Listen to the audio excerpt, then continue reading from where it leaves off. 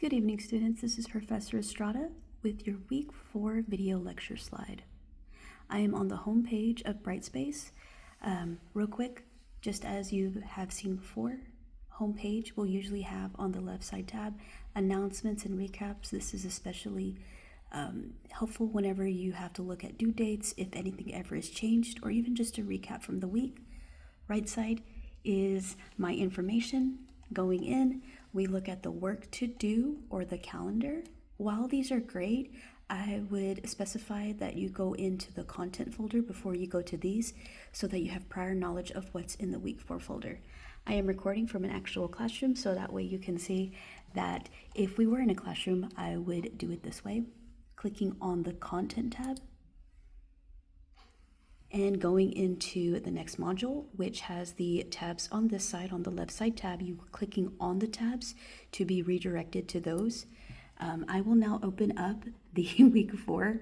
I am recording this a little bit early, so pay no mind to if these are hidden from you. They should be accessible whenever you see these. Let's look at the week 4 part 1 content. I'm also going to be highlighting the week 4 part 2 content.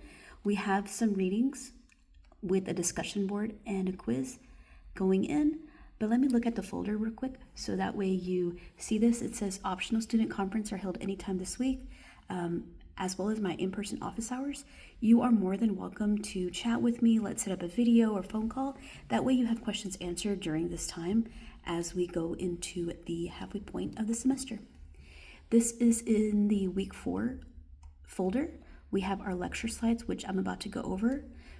To a Waterfowl as a poem, the text and audio provided for you. Thanatopsis by William Cullen Bryant, text and audio provided for you. The Hasty Pudding by Joa Barlow, Hasty Pudding. The Owl and the Sparrow by John Trumbull, and The Ladies of a Certain Age by John Trumbull as well. So you're reading these works, and if an audio is provided, it really is just helpful for you.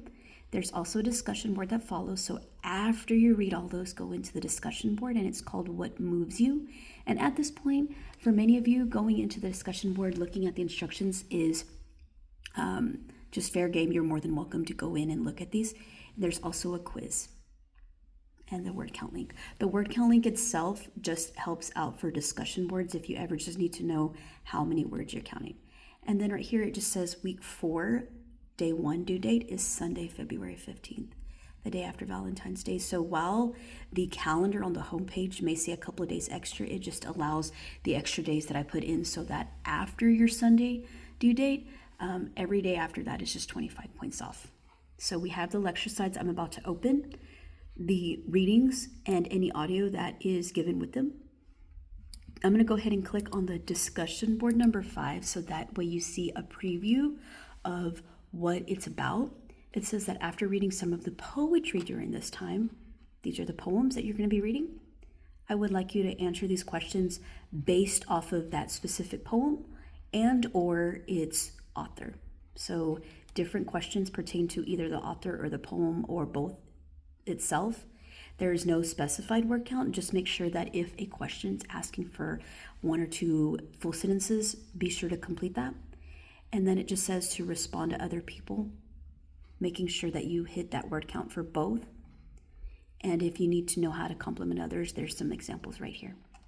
And because we're seeing this in real time, I'm just gonna test marker for this. That way you have it and you can see it. And then I'm going to post. That way you have it, okay? So these are our readings, but let me go ahead and go into the folder. That way you have it. The folder is easily viewed so that way you can see the PDF of the lecture slides as a PDF. So these are my slides. It tells you the to-do list for the part 1 online folder. It tells you exactly how you saw it in the folder, the due date, the readings, the discussion board. It also says if you still need to do Unit 1, Exam 2, it still is accessible from week 3, day 1 to week 5, day 1, and it will close Sunday, February 22nd. So it's still ongoing. And we're going in looking at William Cullen Bryant, 1794 to 1878. He was a Romantic poet, journalist, and longtime editor of the New York Evening Post. He's a descendant of early Puritan immigrants. And he wrote To a Waterfowl, which is one of his most famous works, which is a work that you will be reading in the online folder. To a Waterfowl was inspired whenever he was looking for a job and he saw a duck flying around on its lonesome self, and he was inspired to write that poem. We also have Thanatopsis by William Bryant. Thanatopsis is a meditation on death. It comes from the Greek word quanto, thanatos, death. This poem says that nature tells us different things at different times. We're having good times, nature attributes to that. When we're having bad times, nature is willing to help us through our problems instead of God. We also have Joe Barlow, 1754 to 1812, and just a little bit of snippet of him.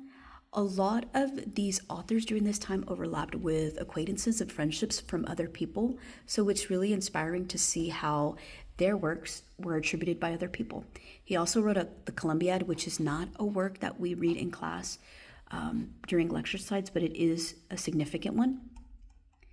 We also have John Trumbull.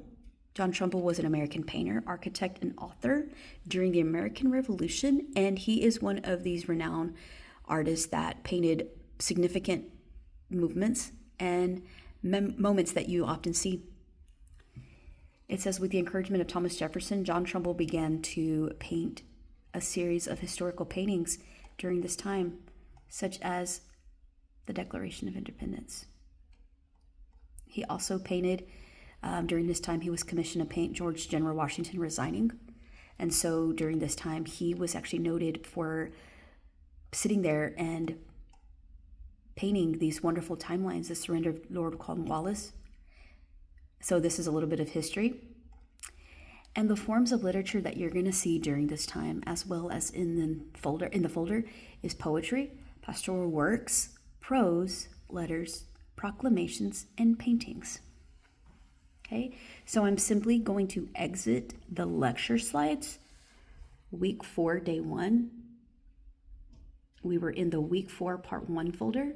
And now I'm going to slide to, again, pay no mind to the emojis, symbols that you'll see. This will be accessible to you when the week 4 folder opens up. I'm now going to open up the week 4, part 2 folder. It's got lecture slides. It also has the Dearest Friend letters. Remember the Ladies by Abigail Adams. So the letters of correspondence between John Adams and Abigail Adams is the Dearest Friend. And a discussion board over Abigail Adams. And it also has the same due date as week 4, day 1, Sunday, February 15th. So now we are going to go in and let's look at our slides. We're also going to be looking at the Dearest Friend letters and Abigail Adams, Remember the Ladies. We also have the word count right here. So following the readings, that's whenever you go into the discussion board. Abigail Adams in full force. So we have our reading, the Dearest Friend letters. See, these were letters that were written. Oh, the little snippet of it. These were letters written from John and Abigail Adams to and from each other during their friendship, courtship, and marriage, and it involves timelines of specific things that happened during this time. You will see notable authors, you will see notable figures, and you will notice important times that have withstood as to us as significant. And during this time, they were reading to each other, they were writing to each other, and they would call each other the dearest friend.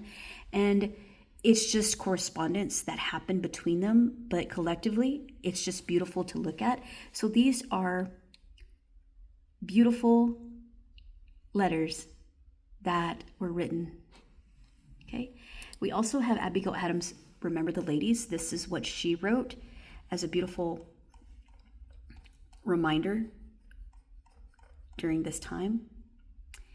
And it is rather lengthy. I ask that you take your time with this one. I could not find an appropriate audio for it, but I hope that it allows you to see the significance during this time of what was moved by Abigail Adams to write this. What was happening during this time? Did she see unjust things? Did she see unlawful things? We also have the word count right here. The word count just helps you count your words before you put in a discussion board. Again, not paying mind to these emojis. You should be able to see all of this once the video comes into play. So after reading the Dearest Friend letters and the Remember the Ladies, I would like you to answer the following questions found in discussion board number 6 Abigail Adams in full force. Okay, and then there's parts to it. If they're asking for specific complete sentences or a word count, let's adhere to that. It's a little bit more in depth. There's no specified word count for this entire post, just making sure that it's written as such, because if you keep writing part 1, part 2, part 3, it's going to get confusing. So try to keep it as a whole post, one big paragraph if you would like to. You're more than welcome to write it in whatever font, whatever color. But because you're answering part 1, part 2, part 3, you're more than welcome to label it like that. And then replying to others, replying to at least 2 people with 150 words. You are always more than welcome to write more, but not meeting the required amount does take away points, but also only writing your own post does take away points as well.